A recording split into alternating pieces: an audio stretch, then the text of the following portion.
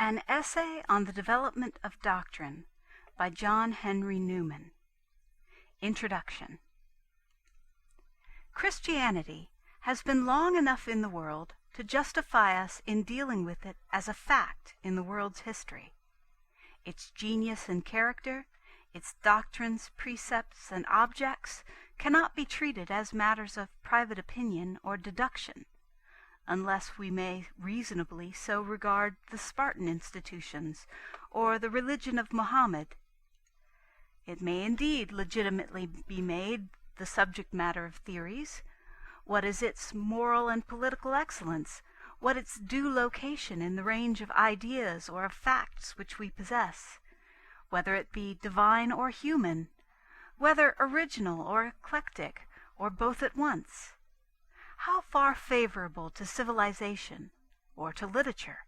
Whether a religion for all ages or for a particular state of society? These are questions upon the fact, or professed solutions of the fact, and belong to the province of opinion.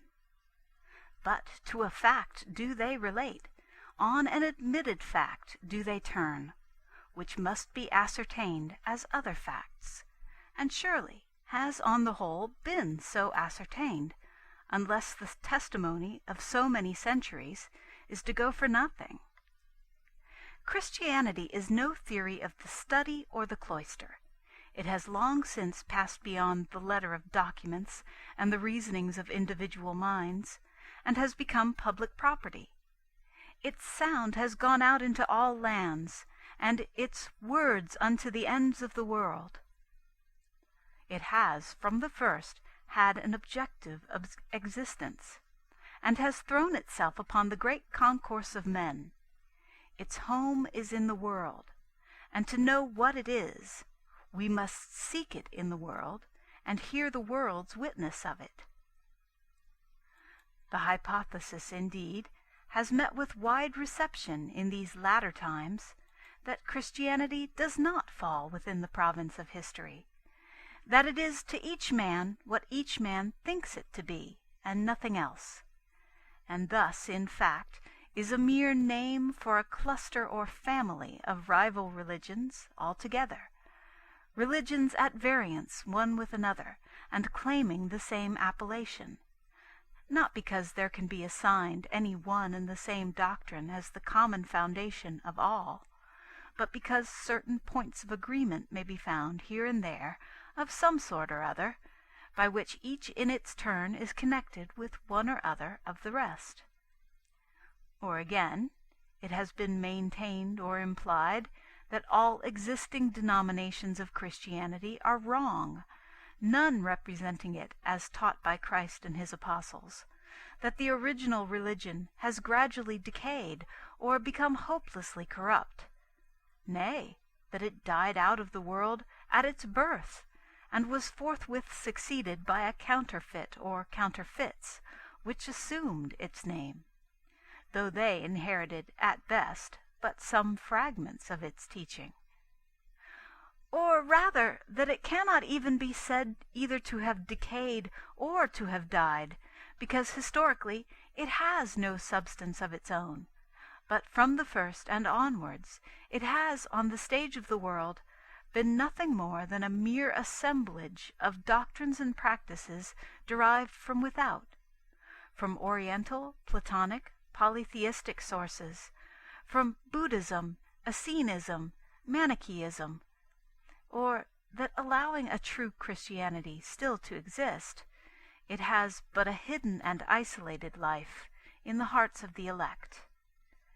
Or again, as a literature or philosophy not certified in any way, much less guaranteed to come from above, but one out of the various separate informations about the Supreme Being and human duty, with which an unknown providence has furnished us, whether in nature or in the world. All such views of Christianity imply that there is no sufficient body of historical proof to interfere with, or at least to prevail against, any number whatever of free and independent hypotheses concerning it. But this surely is not self-evident, and has itself to be proved. Till positive reasons, grounded on facts, are adduced to the contrary, the most natural hypotheses, the most agreeable to our mode of proceeding in parallel cases, and that which takes precedence of all others, is to consider that the society of Christians which the apostles left on earth were of that religion to which the apostles had converted them, that the external continuity of name, profession, and communion argues a real continuity of doctrine, that as Christianity began by manifesting itself as of a certain shape and bearing to all mankind, therefore it went on so to manifest itself, and that the more, considering that prophecy had already determined that it was to be a power visible in the world and sovereign over it, characters which are accurately fulfilled in that historical Christianity to which we commonly give the name. It is not a violent assumption, then, but rather mere abstinence from the wanton admission of a principle which would necessarily lead to the most vexatious and preposterous skepticism, to take it for granted, before proof to the contrary, that the Christianity of the 2nd, 4th, 7th, 12th, 16th, and intermediate centuries is, in its substance, the very religion which Christ and his apostles taught in the first, whatever may be the modifications, for good or evil, which lapse of years, or the vicissitudes of human affairs, have impressed upon it. Of course, I do not deny the abstract possibility of extreme changes. The substitution is certainly, in idea, supposable of a counterfeit Christianity, superseding the original by means of the adroit innovations of seasons, places, and persons, till, according to the familiar illustration, the blade and the handle are alternately renewed, and identity is lost without the loss of continuity. It is possible, but it must not be assumed. The onus probandi is with those who assert what it is unnatural to expect. To be just able to doubt is no warrant for disbelieving. Accordingly, some writers have gone on to give reasons from history for their refusing to appeal to history. They aver that, when they come to look into the documents and literature of Christianity in times past, they find its doctrines so variously represented and so inconsistently maintained by its professors that, however natural it be a priori, it is useless, in fact, to seek in history the matter of that revelation which has been vouchsafed to mankind, that they cannot be historical Christians if they would. They say, in the words of Chillingworth, "There are popes against popes, councils against councils, some fathers against others, the same fathers against themselves, a consent of fathers of one age against a consent of fathers of another age, the church of one age against the church of another age." Hence they are forced, whether they will or not, to fall back upon the Bible as the sole source of revelation, and upon their own personal private judgment as the sole expounder of its doctrine. This is a fair argument, if it can be maintained, and it brings me at once to the subject of this essay. Not that it enters into my purpose to convict of misstatement, as might be done, each separate clause of this sweeping accusation of a smart but superficial writer. But neither, on the other hand, do I mean to deny everything that he says to the disadvantage of historical Christianity. On the contrary, I shall admit that there are in fact certain apparent variations in its teaching, which have to be explained. Thus I shall begin, but then I shall attempt to explain them to the exculpation of that teaching in point of unity, directness, and consistency. Meanwhile, before setting about this work, I will address one remark to Chillingworth and his friends. Let them consider that if they can criticize history, the facts of history certainly can retort upon them. It might, I grant, be clearer on this great subject than it is. This is no great concession. History is not a creed or a catechism. It gives lessons rather than rules. Still, no one can mistake its general teaching in this matter, whether he accept it or stumble at it. Bold outlines and broad masses of color rise out of the records of the past. They may be dim, they may be incomplete, but they are definite. And this one thing at least is certain.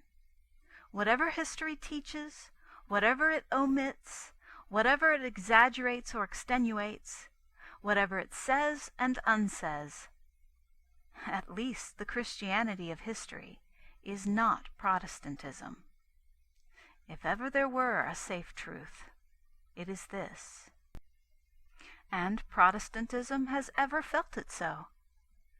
I do not mean that every writer on the Protestant side has felt it, for it was the fashion at first, at least as a rhetorical argument against Rome, to appeal to past ages, or to some of them. But Protestantism as a whole feels it and has felt it. This is shown in the determination already referred to of dispensing with historical Christianity altogether, and of forming a Christianity from the Bible alone. Men never would have put it aside unless they had despaired of it. It is shown by the long neglect of ecclesiastical history in England, which prevails even in the English Church. Our popular religion scarcely recognizes the fact of the 12 long ages which lie between the councils of Nicaea and Trent, except as affording one or two passages to illustrate its wild interpretations of certain prophecies of St. Paul and St. John. It is melancholy to say it, but the chief, perhaps the only English writer who has any claim to be considered an ecclesiastical historian, is the unbeliever Gibbon. To be deep in history is to cease to be Protestant. And this utter incongruity between Protestantism and historical Christianity is a plain fact, whether the latter be regarded in its earlier or in its later centuries. Protestants can as little bear its ante-Nicene as its post-Tridentine period. I have elsewhere observed on this circumstance, so much must the Protestant grant, that if such a system of doctrine as he would now introduce ever existed in early times, it has been clean swept away as if by a deluge, suddenly, silently, and without memorial, by a deluge coming in a night, and utterly soaking, rotting, heaving up, and hurrying off every vestige of what it found in the church before cock-crowing, so that, when they rose in the morning, her true seed were all dead corpses, nay, dead and buried, and without gravestone. The waters went over them, there was not one of them left, they sunk like lead in the mighty waters. Strange antitype indeed to the early fortunes of Israel. Then the enemy was drowned, and Israel saw them dead upon the seashore. But now, it would seem, water proceeded as a flood out of the serpent's mouth, and covered all the witnesses, so that not even their dead bodies lay in the streets of the great city. Let him take which of his doctrines he will, his peculiar view of self-righteousness, of formality, of superstition, his notion of faith, or of spirituality in religious worship, his denial of the virtue of the sacraments, or of the ministerial commission, or of the visible church, or his doctrine of the divine efficacy of the Scriptures as the one appointed instrument of religious teaching. and let him consider how far antiquity, as it has come down to us, will countenance him in it. No, he must allow that the alleged deluge has done its work, yes, and has in turn disappeared itself. It has been swallowed up by the earth, mercilessly, as itself was merciless. From Church of the Fathers and Historical Sketches. That Protestantism, then, is not the Christianity of history, it is easy to determine. But to retort is a poor reply in controversy to a question of fact. And whatever be the violence or the exaggeration of writers like Chillingworth, if they have raised a real difficulty, it may claim a real answer, and we must determine whether on the one hand Christianity is still to represent to us a definite teaching from above, or whether, on the other, its utterances have been from time to time so strangely at variance that we are necessarily thrown back on our own judgment individually to determine what the revelation of God is, or rather, if in fact there is or has been any revelation at all. End of Part 1 of the Introduction.